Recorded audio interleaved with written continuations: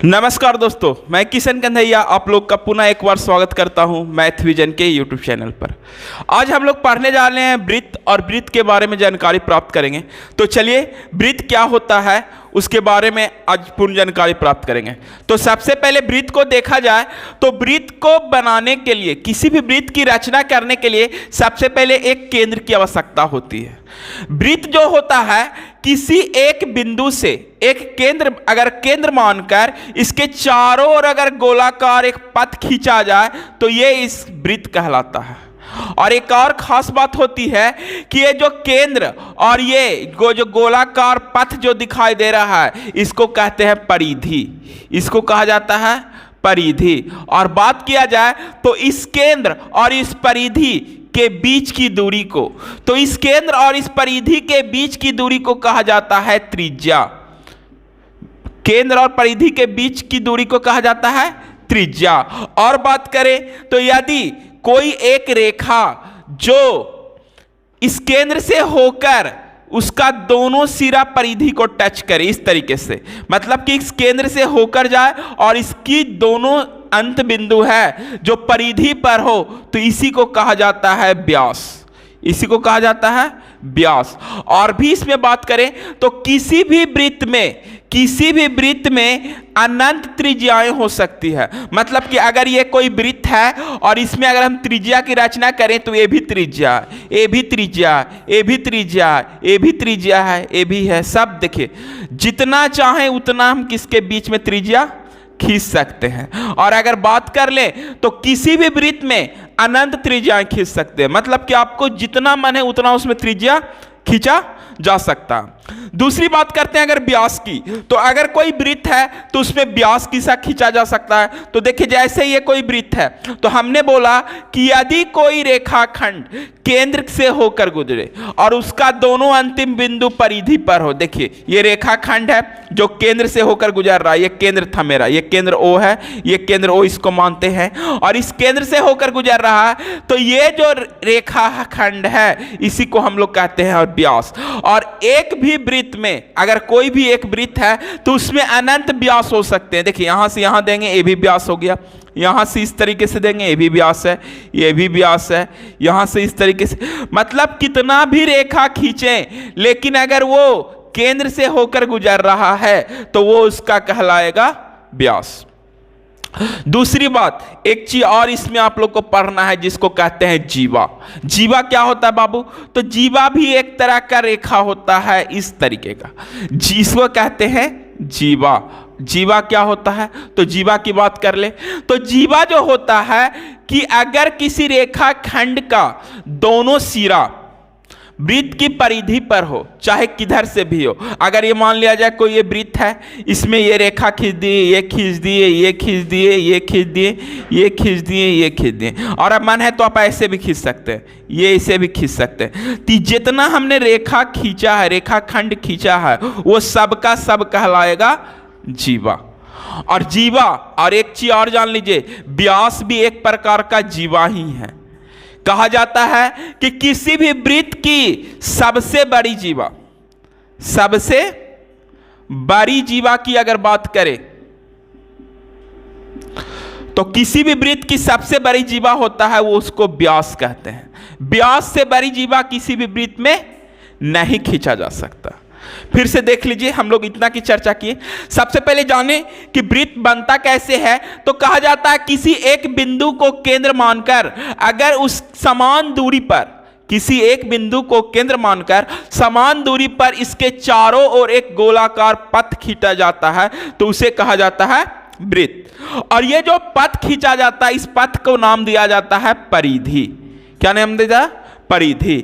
और बात की जाए तो इस परिधि और केंद्र के बीच की दूरी को कहा जाता है त्रिज्या। और किसी भी वृत्त में त्रिज्या की संख्या अगर आपसे पूछे तो इन्फिनिटिव हो सकती है, अनंत हो सकती है, जितना मन है उतना आप त्रिज्या खींच सकते हैं। ठीक उसी प्रकार से यदि कोई रेखाखंड वृत्त के केंद्र से होकर गुजरती है, वृत्त के केंद्र से होकर गुजरती है और उसका दोनों सिरा इस परिधि पर हो तो उसी को कहा जाता है व्यास। और व्यास की बात करें तो किसी भी वृत्त में व्यास अनंत खींचे जा सकते हैं। जिस तरह त्रिज्या अनंत था उसी तरह व्यास भी अनंत हो सकता, मतलब जितना आप चाहें उतना व्यास हो सकता। दूसरी बात, अब हम करें जीवा की, तो जीवा क्या होता है बाबू? तो ये जीवा जो होता है किसी भी वृत्त में एक तरह का व्यास जैसे खींचते थे, तो व्यास में नियम यह कहता था कि वह केंद्र से होकर गुजरना चाहिए और उसका दोनों सिरा किसी भी रेखा पर होना चाहिए। केंद्र से होकर गुजरना चाहिए और उसका दोनों सिरा कहां होना चाहिए? रेखा के परिधि पर। अब इसमें कह रहा है कि वो केंद्र से होकर गुजरे या ना गुजरे, यदि उसका दोनों सिरा परिधि पर है तो उसे हम कहेंगे जीवा। समझे? केंद्र से होकर गुजरे या ना गुजरे, अगर उसका दोनों सिरा परिधि पर है तो उसी को क्या कहेंगे? जीवा। और जीवा ऐसे भी खींच सकते हैं, जीवा इस तरीके से भी खींच सकते हैं, जैसे चाहें जैसे जीवा खींचा जा सकता है, क्योंकि किसी भी वृत्त में जीवा की संख्या भी अनंत होती है। तो ये तो हम इसकी संरचना, इसकी रचना की बात हम कर लिए। अब इससे इंपॉर्टेंट कुछ महत्वपूर्ण सूत्र की बात करते हैं। तो चलिए, जैसा कि आप लोग जानते हैं कि त्रिज्या को स्मॉल r के द्वारा सूचित किया जाता है, परिधि को l के द्वारा सूचित किया जाता है, व्यास को d के द्वारा सूचित किया जाता है। अब आपसे पूछा जाए, अगर आपसे पूछा जाए किसी भी वृत्त के बारे में, तो आपसे क्या पूछेगा? वृत्त की परिधि, वृत्त की परिधि। इसके बाद क्या पूछ सकता है? वृत्त का त्रिज्या, वृत्त का त्रिज्या, वृत्त का क्षेत्रफल, वृत्त का व्यास। वृत्त में आपसे इतना चीज पूछ सकता है बाबू, या इसका त्रिज्या पूछ सकता है, व्यास पूछ सकता है, क्षेत्रफल पूछ सकता है और परिधि पूछ सकता है। अब हम लोग जाने कि किसी भी वृत्त की त्रिज्या, जिसको हम लोग r के द्वारा सूचित करते थे, किसके द्वारा सूचित करते थे? r के द्वारा सूचित करते थे। और अगर आपको व्यास दिया गया, व्यास यानी कि डायमीटर आपको दिया गया है, तो त्रिज्या कैसे निकालेंगे? तो डायमीटर दिया हुआ है तो इसको लिखते हैं d/2, यानी कि व्यास और बटा 2 कर देंगे तो हमारा त्रिज्या निकल जाएगा। किसी भी वृत्त का क्षेत्रफल निकालना है, क्या चिका?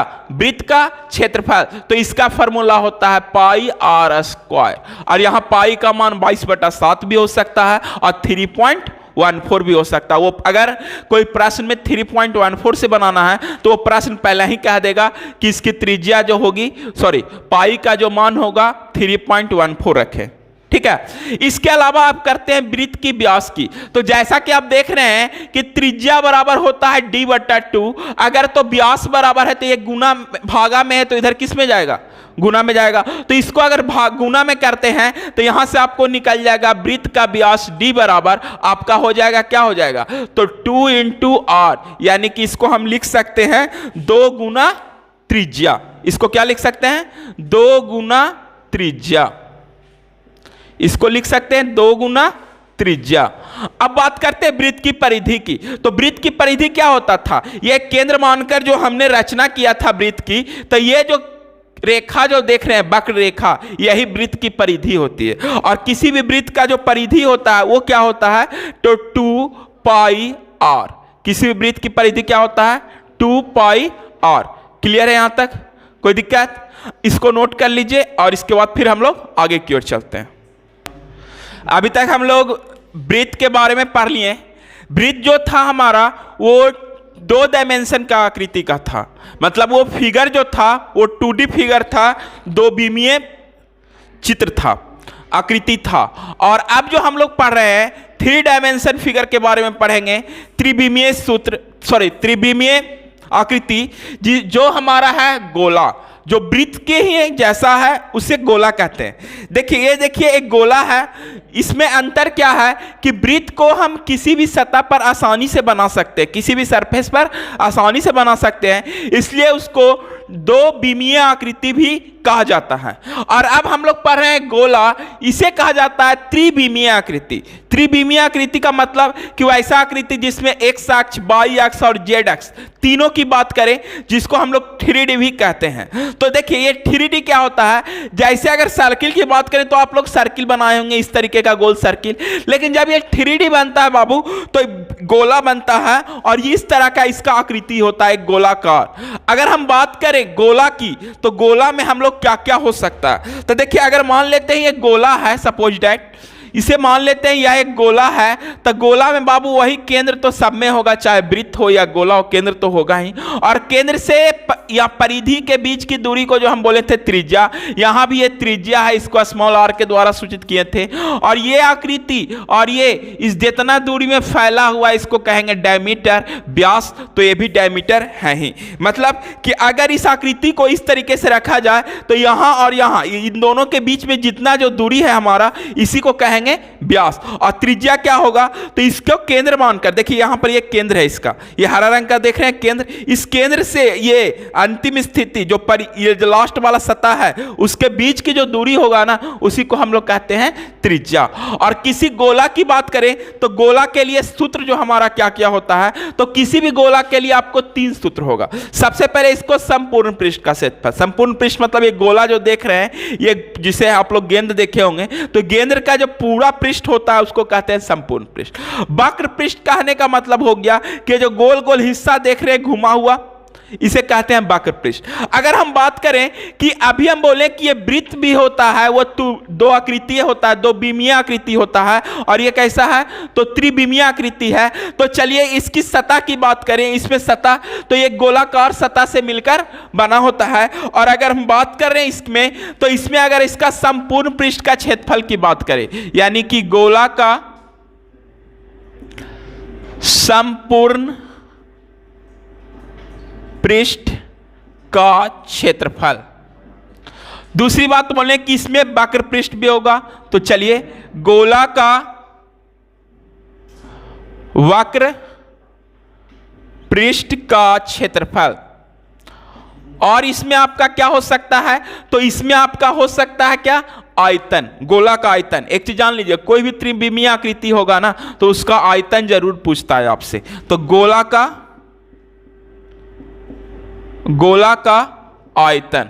अब बोलिए बाबू ये आयतन का मतलब क्या होता है, आयतन का मतलब क्या होता है, तो आयतन की बात करें तो अगर ये गोला है, ये त्रिविमीय आकृति है, तो इसके अंदर हम जितना भी पानी रख दें वो इसका आयतन कहलाएगा। कोई भी पानी कोई जरूरी नहीं, कुछ भी हम रख सकते हैं इसके अंदर और वही उसका क्या होता है, आयतन कहलाएगा। मतलब ये गोला है, अगर इसकी त्रिज्या r है तो r त्रिज्या वाले गोला का कह देंगे कि इसका आयतन क्या होगा, इसमें कितना पानी रखा जा सकता है, या कितना इसमें चावल, कितना दूध, कितना चीनी रखा जाता है, तो वही उसका क्या कहलाएगा, आयतन कहलाएगा। वही उसका क्या कहलाएगा, आयतन कहलाएगा। तो चलिए सबसे पहले बात करते हैं, तो गोला का वक्र पृष्ठ और संपूर्ण पृष्ठ। गोला का वक्र पृष्ठ और संपूर्ण पृष्ठ का क्षेत्रफल दोनों एक ही होता है। क्यों होता है कि अगर गोला को देखें तो वक्र पृष्ठ का मतलब क्या होता है, वक्र का मतलब होता है टेढ़ा मेढ़ा। तो ये देखिए इसका वक्र पृष्ठ जो टेढ़ा मेढ़ा भाग है वही, और इसका संपूर्ण पृष्ठ, तो इसका संपूर्ण पृष्ठ भी वही टेढ़ा मेढ़ा भाग है। कोई सीधा भाग भी आपको दिखाई दे रहा है क्या, नहीं, यानी कि इसका संपूर्ण पृष्ठ और वक्र पृष्ठ दोनों एक ही होगा, दोनों एक ही होगा। वो क्या होगा, तो चलिए इसका संपूर्ण पृष्ठ और वक्र पृष्ठ होता है 4 पाई r स्क्वायर। क्या होता है, 4 पाई r स्क्वायर, 4 पाई r स्क्वायर। अब बात करें आयतन की, तो अगर आयतन की बात करें तो आयतन क्या बोले थे कि इसमें कितना पानी बैठेगा, और ये हमारा इसका त्रिज्या इस गोले का r मान लेते हैं, तो गोले का त्रिज्या r होता है बाबू। तो चलिए इसका आयतन की बात करें तो इसका आयतन हो जाएगा 4/3 पाई r क्यू, 4/3 पाई r क्यू। एक चीज याद रखिएगा, किसी भी त्रिविमीय आकृति का या 2 विमीय कोई भी आकृति हो, अगर उसका क्षेत्रफल निकालते हैं तो हमेशा स्क्वायर के रूप में होगा। और किसी भी चीज का आयतन निकालते हैं, आयतन सिर्फ और सिर्फ त्रिविमीय आकृति का निकलेगा, 2 विमीय आकृति का आयतन नहीं निकाल सकते। अगर कहेगा वर्ग का आयतन निकाले तो वर्ग का आयतन नहीं होगा, अगर कहेगा वृत्त का आयतन निकालें तो वृत्त का आयतन नहीं होगा, अगर कहेगा आयत का आयतन निकालें तो आयत का आयतन नहीं होगा, त्रिभुज का आयतन नहीं होगा। आयतन सिर्फ और सिर्फ त्रिविमीय आकृति का होता है। किस आकृति का होता है? त्रिविमीय आकृति का होता है। तो चलिए इसको नोट कर लीजिए, हमारे वृत्त के बारे में कुछ कॉन्सेप्ट था, इसके बाद हम लोग गोला के बारे में कुछ कॉन्सेप्ट था, इसके बाद हम लोग चलेंगे अर्धगोला के बारे में पढ़ेंगे। तो जल्दी जल्दी इसको नोट कीजिए, हम फिर आगे मिलते हैं। चलिए अब हम लोग दूसरा त्रिविमीय आकृति के बारे में चर्चा करते हैं। जैसा कि आप लोग को बताएं उस समय कि वृत्त होता है, सर्किल होता है, वो दो विमीय आकृति होता है। देखिए ये आपका सर्किल है, ये आपका क्या है? सर्किल। तो ये दो विमीय आकृति में है, इसका आयतन कभी निकलेगा? देख लीजिए आयतन निकलेगा, इसका आयतन कभी नहीं निकल सकता। क्यों नहीं निकल सकता? क्योंकि ये दो विमीय आकृति है। अब त्रिविमीय आकृति का दूसरा टॉपिक चलते हैं। पहला था आपका गोला देखे थे, जो वृत्त से ही संबंधित था, और दूसरा चीज जो वृत्त से संबंधित है उसी को कहेंगे अर्धगोला। अर्धगोला, अर्धगोला कहने का मतलब कि गोला का आधा भाग, गोला का आधा भाग। अगर आप गोला बनाते हैं बाबू, तो गोला इस तरीके का आकृति था, गोल एकदम। गोला हम लोग देखे थे कि एक गोल आकृति होता था जिसको हम लोग कहते थे गोला। सपोज दैट मान लिया ये गोला है। अर्धगोला का मतलब बोले कि गोला का आधा भाग, गोला का आधा भाग। तो ये गोला है, इसको बीचे बीच से अगर दो भाग में काट दें, यानी ऊपर का भाग मिटा दें, तो ये जो हमारा आकृति बचेगा आधा भाग, ये कहलाएगा अर्धगोला। ये जो कहलाएगा अर्धगोला। और अर्धगोला में आप देखिए, अब इसको अर्धगोला कर दिए तो इसको 3D में दिखाना भी है, तो इस तरीके से घेर देंगे तो ये 3D आकृति हो गया, यानी कि त्रिविमीय आकृति हो गया। अब इसमें देखिए समझ में आएगा आपको, अगर यहां पर एक केंद्र इसका है और इस केंद्र से यहां तक की जो दूरी, ये भी हमारा त्रिज्या और इसी केंद्र से नीचे की ओर यहां भी दूरी, ये भी हमारा और। अब देखिए कैसा होता है जो देखते हैं। अब देखिए ये हमारा अर्धगोला है, गोला का आधा हिस्सा, गोला का आधा हिस्सा, और ये गोला का आधा भाग है। तो इसकी चर्चा करते हैं, इसके बारे में देखते हैं कि है क्या। तो देखिए गोला का आधा हिस्सा है जो दो सतह से मिलकर होता है। पहला एक वक्र सतह, वक्र का मतलब क्या बोले थे? टेढ़ी मेढ़ी सतह या घिरी हुई सतह, जिसको वक्र सतह कहते हैं। तो ये देखिए इसमें पहला चीज आपका है वक्र सतह, ये आपका क्या हो गया? वक्र सतह। और वक्र सतह की बात, इसमें एक चीज और सतह होती है जो इसके, देखिए यहां पर ये खाली भाग हो गया, तो इसके ऊपर अगर इस सतह को हम वृत्त को लगा देते हैं तो ये हमारा, ये अब आकृति पूरा बन गया अर्धगोला। यह आकृति पूरा क्या बन गया? अर्धगोला। तो जैसा कि आप लोग को बताएं कि इसमें दो भाग होगा, पहला एक वक्र भाग होगा और एक वृत्त होगा। एक वक्र भाग और एक वृत्त दोनों मिलकर हमारा निर्माण करता है किस चीज का? अर्धगोला का। तो देखिए अगर इसमें बात करें तो इसमें क्या क्या होगा, इसकी फार्मूला बात करें तो इसकी प्रमुख फार्मूला कौन कौन होंगे? तो पहले अर्धगोला का वक्र पृष्ठ क्षेत्रफल। दूसरा बात करें तो अर्धगोला के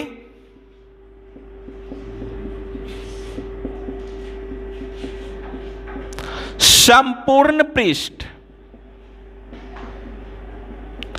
का क्षेत्रफल। इसके बाद बात करें तो इसका क्या निकलेगा? आयतन।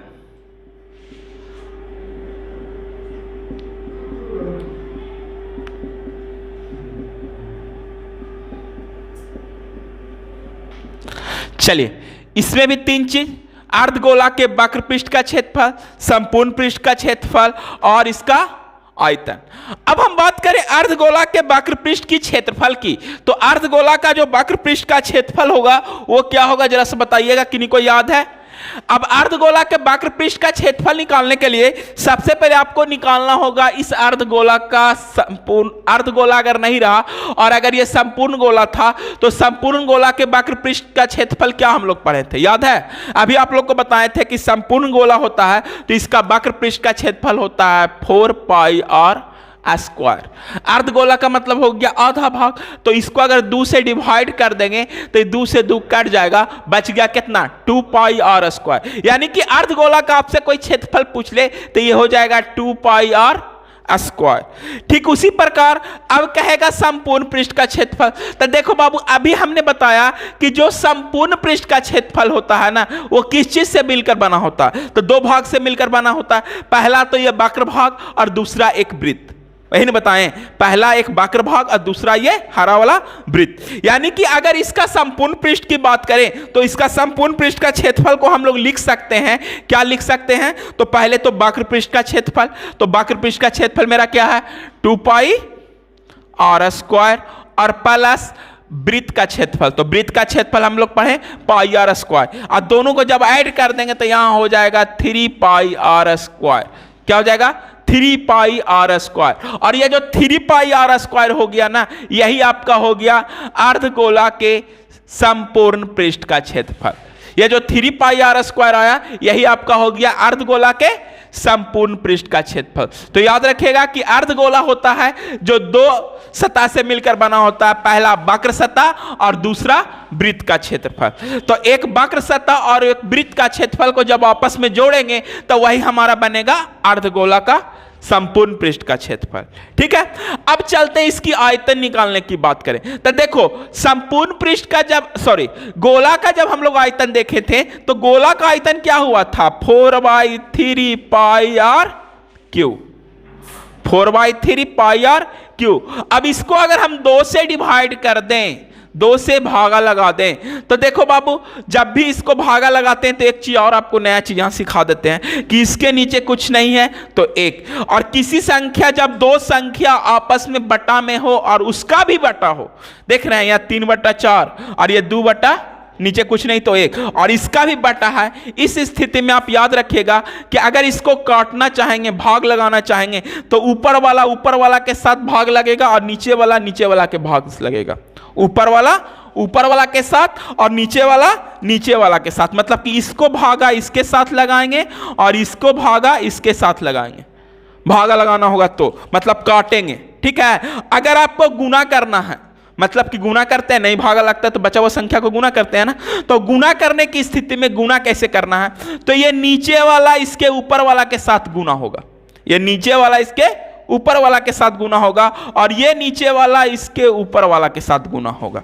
याद रखिएगा, यानी कि जब बटा का भी बटा हो तो पहले तो आप लोग इसको 2 भाग में ऐसे करके लिख लेते होंगे, 4/3 और भागा 2/1, तो इसको लिखेंगे 4/3 गुना 1/2। तो इतना करते थे, पहले करते आ रहे होंगे। अब बच्चा तो रहे नहीं, अब 8, 9, 10th में आप लोग पहुंच गए हैं, तो आप प्रोसेस सीखिए कि एक स्टेप कम किए बिना सब काम यहां कैसे हो जाए। तो उस स्थिति को देखते हुए आपको याद रखना है कि अगर बटा में है कोई संख्या और उसका भी बटा है तो भाग लगाएंगे तो ऊपर वाला के साथ भाग लगेगा, नीचे वाला के साथ भाग लगेगा। लेकिन अगर भाग नहीं लगता है तो गुना कैसे होगा? तो इसका नीचे वाला इसका ऊपर वाला आपस में गुना होगा और इसका ऊपर वाला इसके नीचे वाला के साथ गुना होगा। अब देखिए यहां पर ये भाग लगता है बाबू, तो हम इसको काट सकते हैं, 2 दूना के 4, तो नीचे कुछ बचा 1, और 1 को किसके साथ गुना करेंगे? ऊपर वाला के साथ। तो 2 1 कम, यहां कुछ बचा 1 बचा, तो 1 को 3 से गुना करेंगे, 3 1 कम 3, यानी कि यहां से अगर आप निकाल लें तो हमारा क्या निकल जाएगा? 2/3 पाई आर क्यू। क्या निकल जाएगा? 2/3 पाई आर क्यू। यानी कि आपसे कोई पूछ ले कि अर्धगोला का आयतन क्या होगा, तो अर्धगोला का आयतन आपका हो जाएगा 2/3 पाई आर क्यू। अर्धगोला का आयतन क्या हो जाएगा? 2/3 पाई आर क्यू। ये हमारा था अर्धगोला, गोला और वृत्त की जानकारी। ये आपका बेसिक कॉन्सेप्ट था, तो आज यहीं तक रहने देते हैं। आगे नेक्स्ट क्लास में हम लोग मिलेंगे, तो अगला क्लास जो हमारा होगा वो बेलन और खोखले बेलन के बारे में चर्चा करेंगे। तो आज के लिए इतना ही, धन्यवाद। लेकिन एक चीज़ और इन्फॉर्मेशन है, यदि आप लोग को फार्मूला का PDF चाहिए तो मेरे व्हाट्सएप नंबर पर मैसेज कीजिएगा, तो हम आपको फार्मूला का PDF देंगे, जो क्लास 10th के विद्यार्थियों के लिए स्पेशल चैप्टर वाइज फार्मूला तैयार किया गया। तो चलिए आज के लिए इतना ही, धन्यवाद, टेक केयर।